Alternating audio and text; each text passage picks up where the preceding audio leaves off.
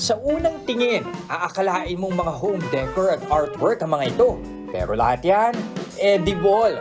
Jelly amazing, di ba? Ito ang mga fruity, milky at creamy 3-dimensional jelly cakes na gawa ni kapatid Rochelle na isang registered nurse. At kung curious kayo kung paano napunta ang mga bulaklak sa loob ng gelatin, well, the feeling is mutual. Kaya sabay-sabay nating alamin ang proseso ng paggawa ng 3D gelatin cake. Nurse Rochelle, papasukin ng pasyente. Doc Jess, wala tayong pasyente. Gagawa tayo ng jelly cake. Ah, ganun ba? Sorry. Saan ang gagawin natin dito? Game! So ano ito nasa harapan natin, Rochelle? Ito po ang ating canvas kasi dito po Okay. ginagawa yung art. So yung canvas, ang laman niya na yung pinaka-base ng Yes jelly po, cake, ano? Bakit pa kailangan ng syringe?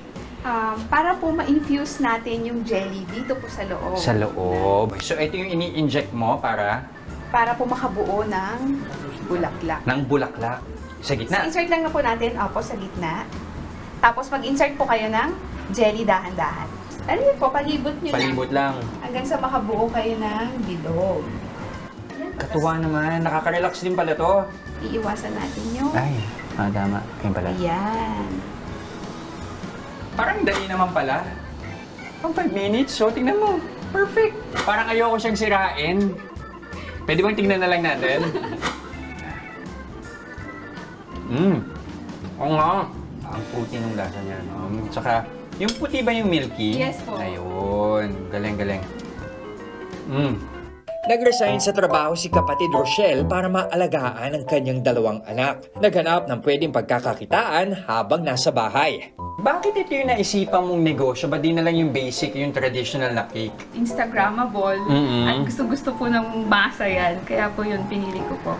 June 2022, sinimulan ni kapatid Rochelle ibenta online ang kanyang mga 3D gelatin cake. Namuhunan siya ng 35,000 pesos para sa one-day jelly making workshop at para sa mga ingredients at tools. Hindi naman nagkamali si kapatid Rochelle sa kanyang gut feelings. Kung dati-rate, 2 hanggang 3 orders lamang ang kanyang natatanggap noong nagsisimula pa lamang, ngayon 5 orders a day na. At kada buwan, kumikita na siya ng 25,000 pesos. Isang taon ka pa lang sa pagnenegosyo. Ano yung mahalagang natutunan mo? Kailangan po, kailangan i-improve mo talaga yung skills mo.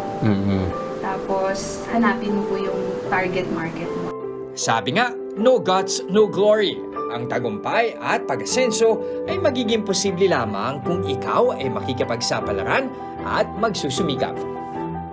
Mga kapatid, Jess De Los Santos po, huwag magpahuli sa mga umaaksyong balita at napapanahong issue sa bansa. Para sa mas malawak na balitaan, mag-subscribe at mag-follow sa social media pages ng News 5.